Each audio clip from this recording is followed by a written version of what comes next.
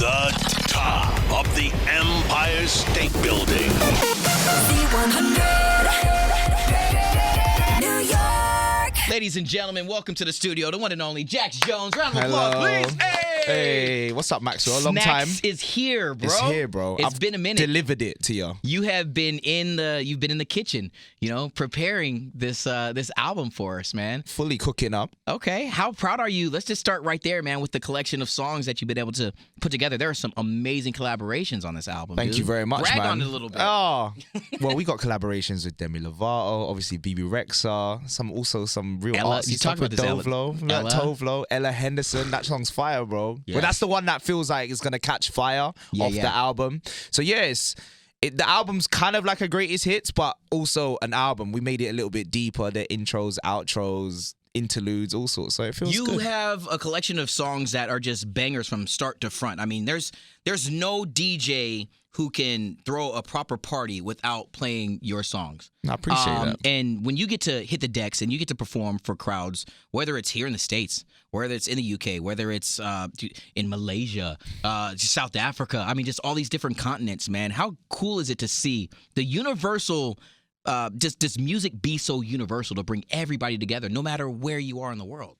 No, I appreciate that. I've found when my initial goal was just to have something successful in my own backyard, as we call it. And then as your ambitions grow and I've seen things travel and my first hit record was the You Don't Know Me, the one with Ray. And I've been to many countries and especially, places that don't speak English and they're singing, ooh, na na, and all that.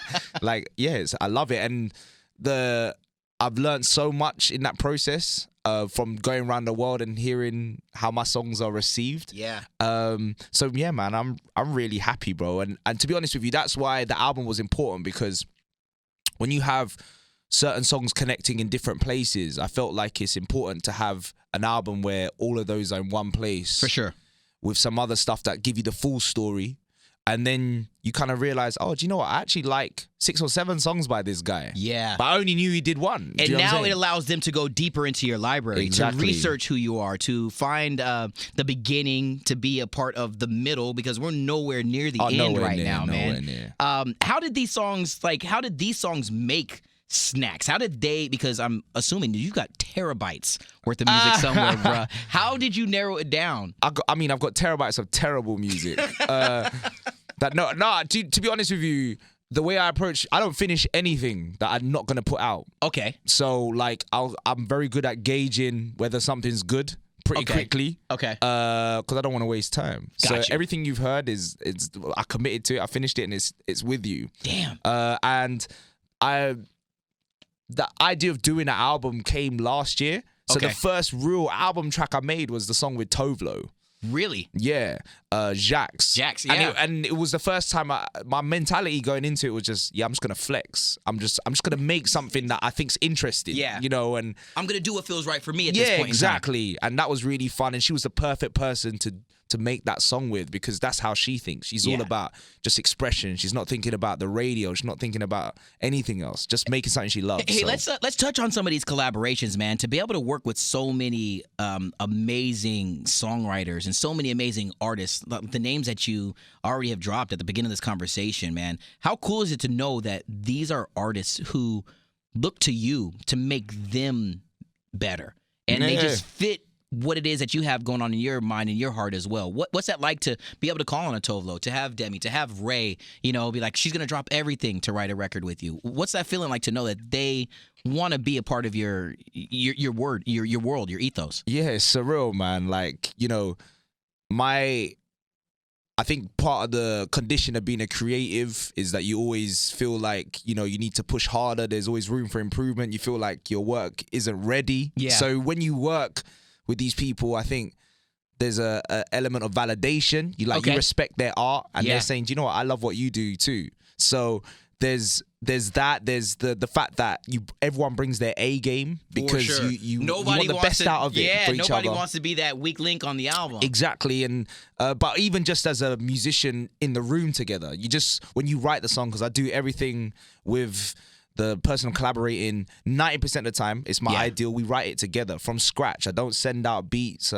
We start from scratch, like some Ed Sheeran's, on the guitar. Like that's how we do it. So I thought for me, and then through that relationship that you make from that bond, you just have a friendship. So it's fire. So I'm gonna ask you, while we're talking about this bond, this relationship, working on albums. I understand that album 2 is gonna be lit, and you and Sandy Joe, Me and Sandy Joe are working on something. What you know about Sandy Joe? I'm not even gonna lie. I was in Vegas not too long ago at Life is Beautiful Festival, walking through Fremont Street, and I saw Sandy Joe, and I asked her, Jax, I said, is the album going to be fire? And she said, bruh, there's nothing, there's 2 things that are big on me right now.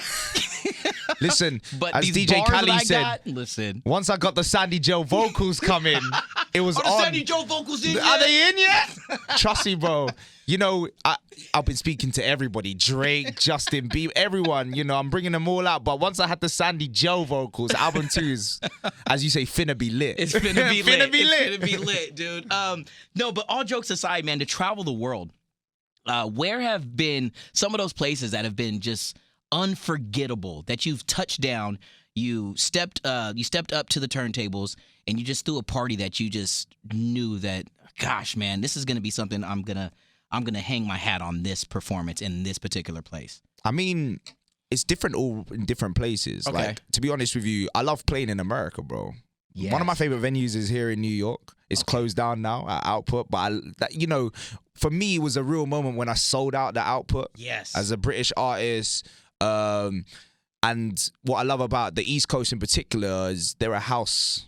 I mean, that's the home of house. It's home house, yeah. You know, a lot of people don't realize it. They have to go back in history books. But, you know, New York, you know, Chicago, Detroit, like, it's where it's at. So for me to come and represent in a city like this, play my music, and you get to really test the crowds here because they're down. Yeah. So for me, I get to fulfill the roles of, I'm going to share with you my music, so what my aspirations are as an artist, share with you what I think is good from other people's music, and then present it in a way that I think is creative. That's what I try to achieve in every set. So. I want to ask you this because I've been a big fan of like London, like grime. Yeah. And just watching and knowing what the scene is like there, and how you usher in a new sound to the United States, to the to us here, to the untrained ear. Mm-hmm. Do you think that's going to be? Do you think artists like Skepta, do you think artists like that are going to be able to make their way into the United States the same way that you've been able to usher in? I mean, there was 2-3 years ago, people didn't even know the name Ray here in the United States. I think the key one is Mabel. Or Mabel. Like, Mabel blew up here. Yes. And, you know, she's said on tape, like, you know, it was because of a record we did called Ring Ring, which is on my album.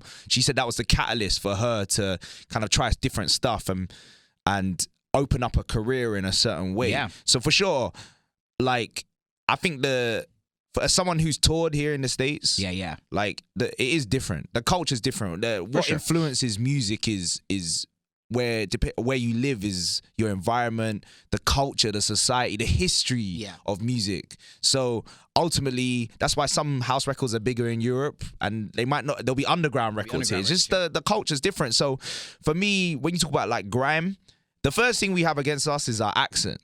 Because even on a colloquial level, is when I'm walking down the street, I'm just trying to get a coffee, I might have to repeat myself like 2 or 3 times. And I just think, you know, the history of rap here, where, you know, as an English person listening to American rap, I had to humble myself to understand what Jay-Z was talking about. I'm Googling what Biggie was talking about. Whereas I don't think the Americans have the same patience for us. I don't think we do, because we're maybe you consider us 10 years behind. Although I would argue that our genres of grime and rap is one of the most exciting. It's we have our own most culture. Passionate, one of the most. God, that's why I think I connect, man. Is because I just love the grit. I love the realness of the lyrics. I love the energy of the beat. It's authentic. It's authentic as hell. Yes. I mean, that's why you got to tip your hat to Drake. Yeah. Because he is shining a light for us. You know what I'm saying? So When's he gonna do a house record? I don't know, bro. He Drake, used to come and do a house shoot, bro. You'd be willing to help, wouldn't you? Yeah, bro. Of course. Come on, Of Drake. course. You got a You tell him, Maxo. You got a willing participant right now, man. You up in Toronto right now. You still basking in the glow of this Raptors World Championship, bro. Test yourself a little, man. Exactly. Come spit on 120. Do it. He could. Yeah, I know. I mean, he could. He'd probably be one of the only ones, to be honest with you. Oh, my gosh, dude. All right, I want to bring this circle back real quick to working with BB Rexa. Yeah. What does this song mean to you? I mean, this song was an exciting prospect. A, to work with her. B, it's different for me. Okay. It's poppy. Yeah. Mega poppy. But I love it. It's a song about female entitlement in the bedroom. Yep. In a relationship. I'm all behind that. Yeah. So I'm glad to represent, man. I love it. The way he smiles, like he's thinking of his wifey right now, man. Yeah, dude. Well, again, man, Snacks is a collection of amazing songs. I mean, I've been a fan of a lot of them individually. Together, now I know that, with one tap, I can download and I can listen straight through from front to back. I love the visual. Dude, you do such an amazing job with, bringing to life this spirit, this energy with the way that you play on the different logos. And I mean, it just looks like it's so fun, man. And it's so much who you are, dog. So just appreciate thanks man. for doing that, dog. I'm just trying to be authentic, bro. I'm waiting for you to pull up with the ice cream truck in front of the building at some time, dog. We'll reserve a space for you. If you reserve in the Avenue Americas, that's how we do it, right? Yeah. You're gonna cover the parking, Maybe for an hour. Yo, ladies and gentlemen, I've got Jax Jones in studio, but before we go, man, I do have to ask you one very important question. Yes. We're in a legendary Z100. We are, bro. You and I we've kept it real for a while now. Thank you, brother, for giving me tips on where I need to make sure that I go when I head to London in just a little bit. You've always been that dude that's pointing me in the right direction. So I have no question that you're gonna keep it all the way 100 with me, right? Of course. I got this question. He's setting me up royally here. I just want to make sure, dog, because I got this one question. Just keep it all the way 100 with me, Jax. I wrote this down a while ago, and I need to know, are there any pictures of your snacks in your wife's phone? Bro, maybe in the first 3 years, but we're together 8 now, bro. She know what that looks like. She doesn't need reminding. And that's how he keeps it all the way 100, ladies and gentlemen. Round of applause for Jax Jones hanging out with us at Z, baby. From the top of the Empire State Building,